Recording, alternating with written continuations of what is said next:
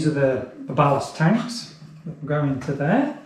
They're all done, all sealed up, and I'm just doing these now. I'm going to pour resin in that to seal it.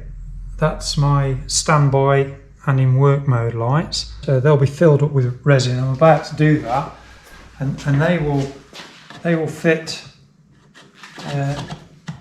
like so. I'll show you.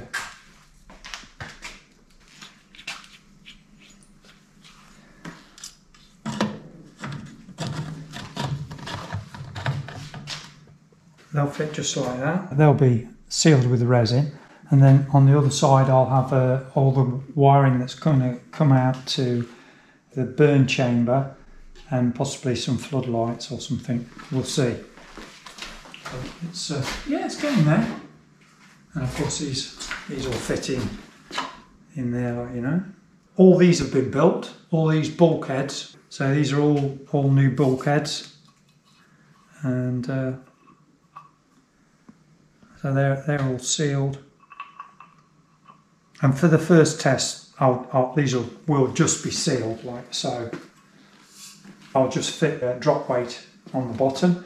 It will go in the pool, spend a few hours on the bottom with a timed event to drop the weight, and it should pop up. I should be able to say at 5 o'clock tea time, it's coming up.